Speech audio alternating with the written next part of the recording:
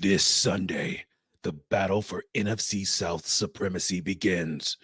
The Atlanta Falcons face the Tampa Bay Bucs. It is crossover Thursday. You are Locked On Falcons, your daily Atlanta Falcons podcast. Part of the Locked On Podcast Network, your team every day.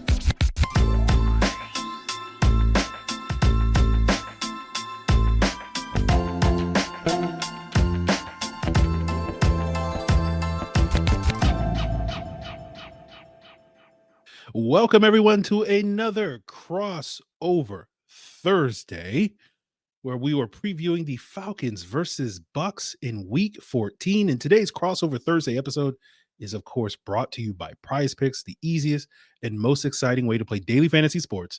Go to prizepicks.com/LockedOnNFL and use code in all lowercase LockedOnNFL for a first deposit match up to $100.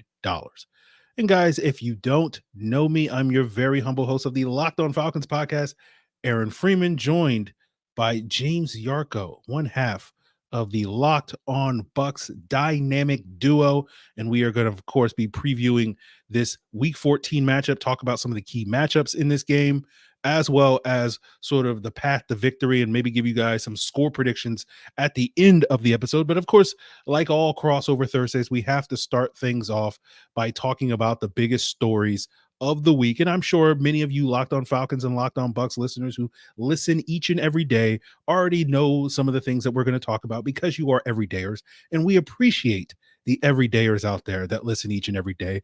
But if you are listening and you are not yet an everydayer, follow in their footsteps, follow their blueprint by subscribing, following for free on YouTube or wherever you listen to podcasts. But James, it's all about NFC South supremacy. Some teams got to win this division at some point, right? And I guess on Sunday, you know, assuming it doesn't end in a tie, one of these teams will walk away from this game wanting it more than the other one, because they will be the team that wins this game and will be in first place in the NFC South. And you know, that seems like the biggest story for this matchup. Is that fair to say? Oh, absolutely. You know, if the Bucs win this game, then both the Bucs and the Falcons are 6-7, and they are both 3-1 in the division. Both have games remaining against the Panthers and the Saints. The big difference, and that's why this is a must-win game for the Buccaneers with absolutely no exceptions. There are no exceptions here. The Bucs have to win this game if they are going to win the division, is because outside of those Saints and Panthers matchups, the Bucs get the Jaguars and the Packers, while Atlanta gets the Colts and the Bears. So Atlanta has a little bit easier of a remaining 4-game schedule than the Buccaneers do. So if the Bucs lose this one, it's not over, but they need a miracle. They need a ton of help, which means Bucs fans are going to be rooting for the Panthers and the Saints throughout the course of the rest of the season. Plus, they'll have to be Colts and Bears fans as well. They would need a lot of help. So yeah, there's no doubt that this is an absolute must win for the Buccaneers, while it's also kind of a must win for the Falcons, because, you know, you don't want to say that the Bucs would have an easy path if they win this one, but you know, the Falcons want to be able to control their own destiny, right? You win this game and it's going to be probably pretty smooth sailing to the NFC South crown. Well, there's no such thing as smooth sailing when it comes to the Atlanta Falcons, James, but I get your sentiment when you say that. Yes, it is true. Like, this game is all about controlling your destiny, and the winner of this game has a lot more control over their destiny than the loser of this game. And the loser of this game, you know, I guess you're probably right that the Bucs probably would have a more unfavorable path to sort of climb back out of that hole if they fall into a hole by losing this game than the Falcons would. But it's still nonetheless for both of these teams a potential hole. And, you know, for the Falcons, as you say, you know, maybe it's not as 100% a must-win game, but it's like 98% a must-win game for the Atlanta Falcons, I think, at this point in time. And so can they maintain their supremacy atop the NFC South? And, you know, for both of these teams that are fighting for playoff hopes, like, these are the types of games that you want to see a team that is a quote-unquote legit playoff team, which, you know, legit and playoff team usually don't go in the same sentence as an NFC South winner these last couple of years. But if you want to see that, then you expect this team to take care of business. But I know there's other stories involving the Bucs this week. We'll touch upon that, but I want to touch upon sort of the other underlying story for the Falcons this week is their injuries, right? This is really the first game. The Falcons have had a lot of positive injury luck this year, where they haven't really had any major injuries outside of like Grady Jarrett and a couple of other starters missing a game or two, but nothing major. And this week, the Falcons may be down several starters, right? Based off of the Wednesday initial report. And, Arthur Smith, the Falcons head coach, has indicated that all these guys could potentially play on Sunday, but we're going to be monitoring all these injuries all week long. And that has not been something I've been doing a lot on Locked on Falcons. Like, I'm not doing the Friday show and giving you an update on the injury report because it's really not that impactful, but this week it could be. AJ Terrell is limited with a concussion on Wednesday. Jeff Okudah is limited with a ankle injury. Nate Landman, their starting linebacker, did not practice on Wednesday with a knee injury. Drew Dahlman was out with an ankle. David Onyemata was out with an ankle. Caleb McGarry is potentially out with a knee as well. So, those are 6 potential starters that the Falcons could be down this week. So that could have a significant impact on this matchup. But I know there's other things going on in Tampa with Mike Evans this week as well, right? Well, yeah, Mike Evans is the feel-good story, of course, for the Buccaneers, being the guy that is now one season away from 1,000 yards of tying the greatest receiver to ever play, Jerry Rice, for the NFL record for consecutive 1,000-yard seasons. And Mike, of course, extending his own NFL record of 1,000-yard seasons to start a career, got his he hit the 1,000-yard mark last week against the Carolina Panthers in a very ugly game. Weather was a big factor in that one. But of course, kind of the other underlying story for the Buccaneers, the other big cause of the ugly game against Carolina is the same as Atlanta's. It's the injuries. Look, Levante David and Jamel Dean have both missed the last 2 weeks. Servassier Dennis, the rookie inside linebacker, he was held out with an illness. Devin White missed the game. He was out with a foot injury. So they had 2 starting inside linebackers for this game. It was KJ Britt and JJ Russell, who was elevated from the practice squad. Then KJ Britt got hurt. So you had Ryan Neal dropping down from safety to play inside linebacker for this game. And the good news for the Bucs is that Levante David, Jamel Dean, Servassier Dennis all returned to practice on Wednesday. So it looks like, I think Servassier Dennis is pretty much a lock. He'll be able to play now that whatever he was dealing with is over. But now it looks like Levante David and Jamel Dean could be on track to play. And even if the Bucs don't have Devin White, who didn't participate in practice on Wednesday, having Levante and Servassier Dennis against a team that put up 156 rushing yards against them, their first matchup, and that was with Bijan only getting 1 carry, it's vital. If they're going to win this game, you have to have Levante and Servassier there in the middle in order to help try to contain a very potent Atlanta rush offense. Yes, and those injuries will have some impacts on some of the key matchups that we will be discussing as we continue today's Crossover Thursday. So we know that the Falcons and Bucs success depends on having the right team around their quarterback. And while some may question those issues because they just don't have a clear-cut process to find the right team members, but you do with LinkedIn Jobs. Whether you're a small business owner or a hiring manager, you can hire the right people that will allow your team to reach its goals in 2023. And LinkedIn Jobs is going to help you find the right people for your team faster and for free. They give you simple tools like screening questions that are going to make it easy for you to focus on the candidates that the right skills and experiences so that you can quickly prioritize who you want to interview and then hire. It's why small businesses rank LinkedIn Jobs #1 in delivering quality hires versus leading competitors. LinkedIn Jobs is going to help you find the qualified candidates that you want to talk to faster. Post your job for free at linkedin.com/lockedonnfl. That's linkedin.com/lockedonnfl to post your job for free. Terms and conditions apply. So we are continuing Crossover Thursday with myself, Aaron Freeman of Locked On Falcons, and James Yarcho of Locked On Bucs.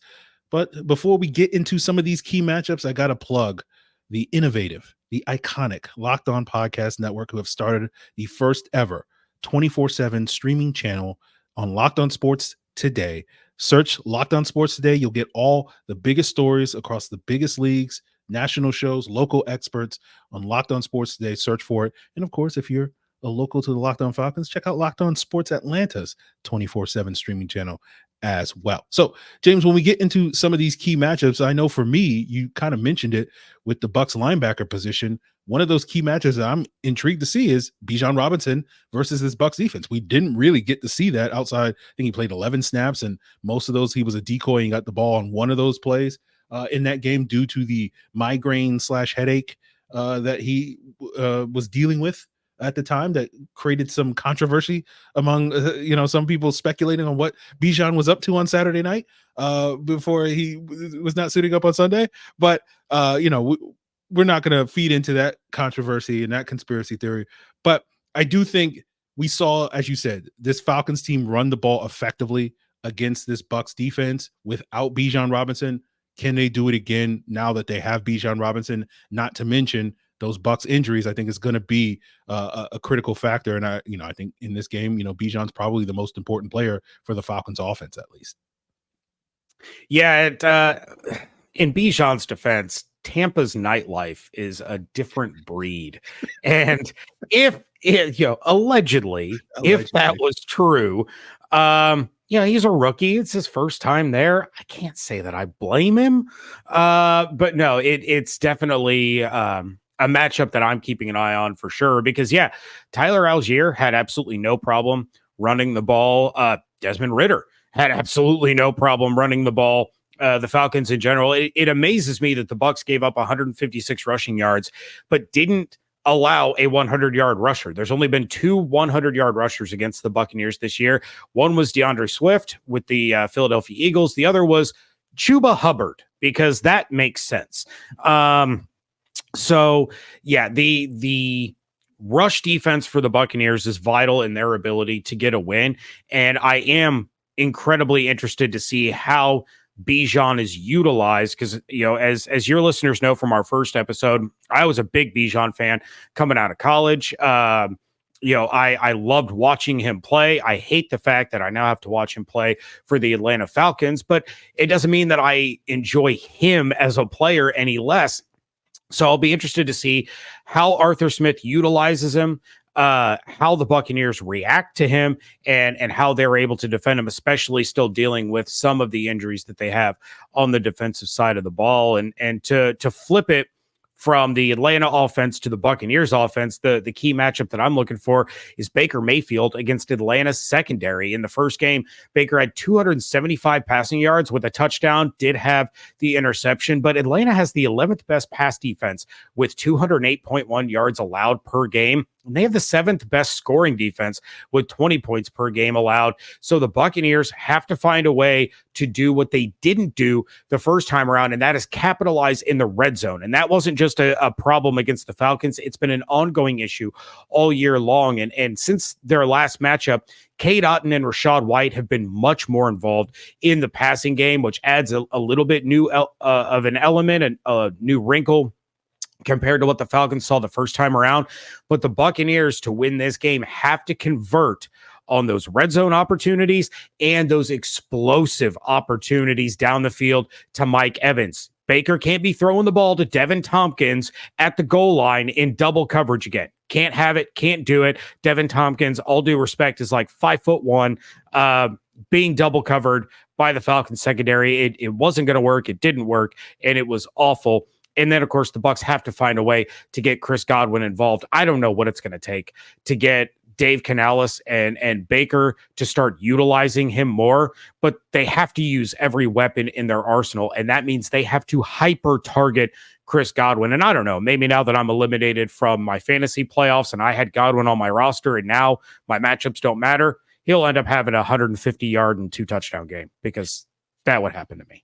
Yeah, well, I don't think that's far-fetched, because again, going back to what we discussed earlier, the Falcons' 2 starting cornerbacks could be out of the lineup this game. That we, obviously at least one half of the people listening to this episode don't hope for that. The other half certainly are hoping for that. But yeah, that to me for the Falcons defense is going to be the big matchup. If AJ Terrell and Jeff Okudah are healthy, that gives me hope that the Falcons can keep a lid on this Bucs defense, or I'm sorry, this Bucs offense, but we saw those guys struggle to keep a lid on Mike Evans. Is one of the reasons why he had another 1,000-yard season. Chris Godwin was not particularly impactful in that game. I think a lot of that is owed to Jeff Okuda's ability to blanket him, while Mike Evans was kind of feasting on AJ Terrell on one side.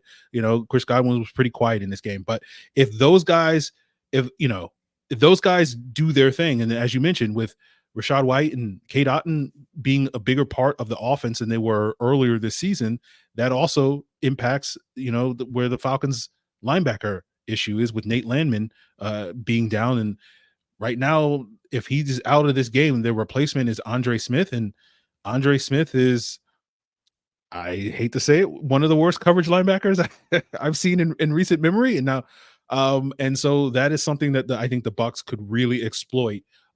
Especially. So it is potentially favorable matchups across the board for the Bucs weapons, depending on the health of the Falcons defense going into this Sunday. And so, as you say, Baker Mayfield is going to be critical with his decision-making and hitting those receivers. And, I appreciate Baker Mayfield because he always puts the ball in harm's way a couple of times every single week, very similar to Desmond Ridder. So it feels like, the Falcons will have some opportunities to make some plays, especially with Jesse Bates playing as well as he has the last few weeks, or really all season long, on his potential way to a Pro Bowl type of year. Sorry to Antoine Winfield if he isn't getting quite the love, but I'll give you a second to rant about that, James. How is it that Antoine Winfield Jr. isn't even in the top 10 of Pro Bowl voting for safeties among fans? How does that make any sense at all? Dude just won Defensive Player of the Week. He has been playing at an all-pro caliber level, single-handedly tried to beat the Falcons the last time. Did it literally by himself. And still just no love, no attention. I will die on the hill that Antoine Winfield Jr. is the best safety in the NFL, and apparently nobody knows it. Unreal. Well, he's about to get the Levante David treatment, because Levante David was quietly second best linebacker in the NFL for like a decade or something like that. Maybe behind Luke Kuechly is probably the only, or Urlacher. I don't know if their careers overlap, but like, that's the thing, is Levante put up better numbers than Kuechly did, and Kuechly got all the attention and all the love because the Panthers were good and the Bucs sucked, and that's what it boiled down to. Awful. Now I'm upset. See what you've done, Aaron. Well, maybe you'll feel a little bit better as we wrap up today's episode, talking a little bit more about the Pats, the victory, and maybe give you guys some score predictions, and we'll get into that, guys, as we wrap up today's crossover Thursday.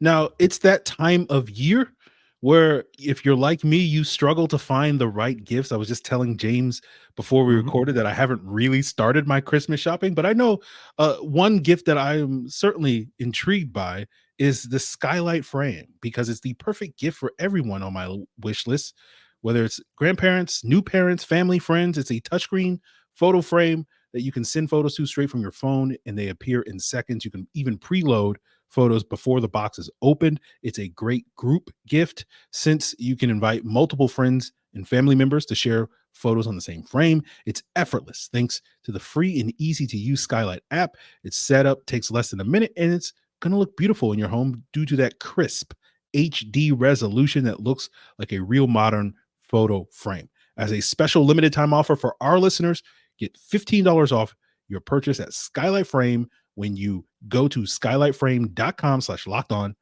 Get $15 off your purchase at skylightframe.com/lockedon. That's SKYLIGHTFRAME.com/locked-on.